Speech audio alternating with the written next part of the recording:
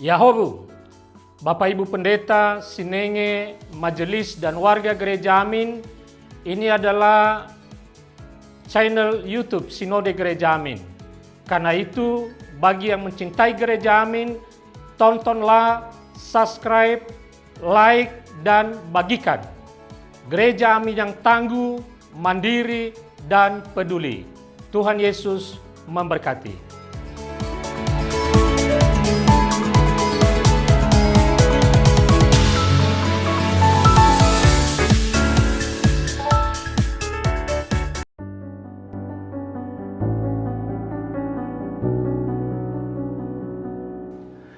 Hai Youth, kembali lagi di dalam Youth for Christ bersama saya Philip Theodor Saerang. Hari ini kita akan merenungkan satu bagian firman Tuhan dengan judul Pemimpin yang bermegah di dalam Tuhan berdasarkan 1 Tawarik 21 ayat yang pertama hingga ke-17. Sebelum itu, mari kita bersatu dalam doa. Tuhan Yesus, kami bersyukur untuk setiap kebaikan yang boleh kami rasakan hingga pada hari ini. Dan saat ini sebelum kami merenungkan kembali bagian firman Tuhan, biarlah Tuhan yang boleh memberkati hati dan pikiran kami, supaya kami boleh terfokus dan tertuju hanya kepadamu. Dan berikanlah kami pengertian, agar kami boleh mengerti dan memahami firman-Mu. Hanya di dalam nama Tuhan Yesus kami berdoa dan mengucap syukur. Amin. Firman Tuhan menurut 1 Tawarik 21 ayat 1-17. Iblis bangkit melawan orang Israel dan ia mempengaruhi Daud untuk menghitung orang Israel. Lalu berkatalah Daud kepada Yoab dan para pemuka rakyat, "Pergilah, hitunglah orang Israel dari Beersheba sampai Dan, kemudian bawalah hasilnya kepadaku, supaya aku tahu jumlah mereka." Jawab Yoab, "Kiranya Tuhan menggandakan rakyatnya 100 kali lipat dari yang ada sekarang." "Ya Tuanku Raja, bukankah mereka sekalian hamba-hamba Tuanku?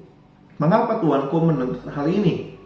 Mengapa hal itu harus terjadi, harus menjadi kesalahan yang ditanggung oleh orang Israel?" Namun titah raja itu tetap harus dilaksanakan oleh Yoab. Maka pergilah Yoab menjelajahi seluruh Israel, kemudian kembali ke Yerusalem. Yoab memberitahukan kepada Daud hasil pendaftaran rakyat.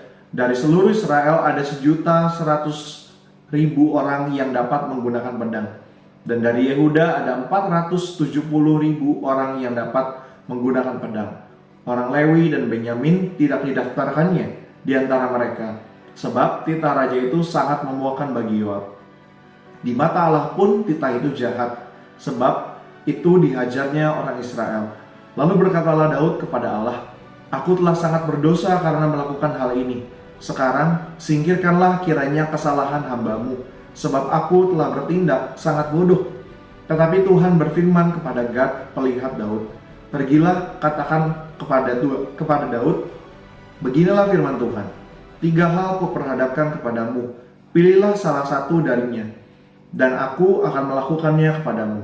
Lalu Gad datang kepada Daud dan berkata kepadanya, "Beginilah firman Tuhan, pilihlah 3 tahun kelaparan atau 3 bulan melarikan diri dari hadapan lawan-lawanmu, sementara pedang musuh-musuhmu menyusulmu, atau 3 hari pedang Tuhan, yakni sampar, ada di negeri ini, dan malaikat Tuhan mendatangkan kemusnahan di seluruh daerah orang Israel.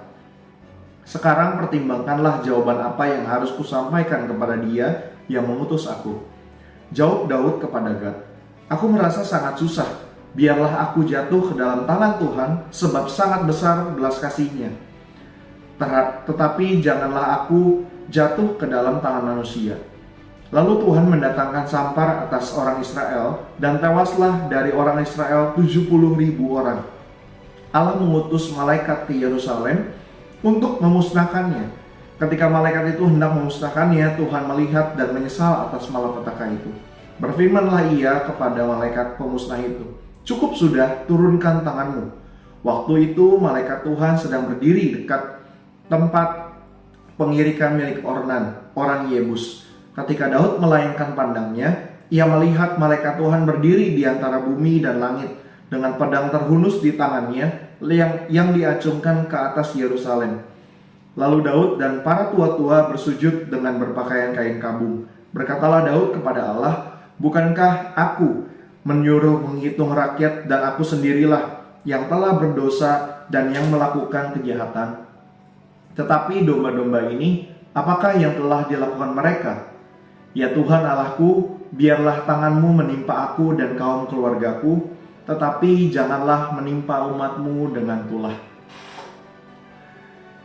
Rekan-rekan, tindakan seorang pemimpin memberi pengaruh kepada orang lain dalam hal yang baik maupun buruk. Demikian juga dosa yang dilakukan oleh seorang pemimpin tidak hanya berdampak bagi dirinya sendiri, melainkan juga bagi orang lain. Menyadari hal ini, maka seorang pemimpin dalam lingkup apapun dan dimanapun ia memimpin harus bersikap rendah hati di hadapan Allah. Pada suatu saat dalam kehidupan Daud setelah menjadi Raja Israel dan mengalami masa damai selama bertahun-tahun, ia memutuskan untuk menghitung jumlah penduduk Israel. Dengan kata lain, ia ingin melakukan sensus. Menghitung jumlah penduduk atau melakukan sensus bukanlah hal yang salah. Dalam kitab Keluaran, Allah memberikan perintah mengadakan sensus untuk menghitung orang yang berumur di atas 20 tahun dalam keperluan pembangunan bait Allah. Setiap orang akan memberikan setengah sikal. Yang kaya tidak akan memberikan lebih banyak, yang miskin tidak akan memberikan lebih sedikit. Namun tidak demikian halnya dengan Daud. Daud menghitung orang-orang dengan alasan yang salah. Daud ingin mengetahui kehebatan dirinya dan betapa hebatnya Israel setelah ia menjadi raja. Ini bukan tentang betapa hebatnya Allah, ini tentang betapa hebatnya Daud. Dan ini juga adalah kegagalan yang sangat besar.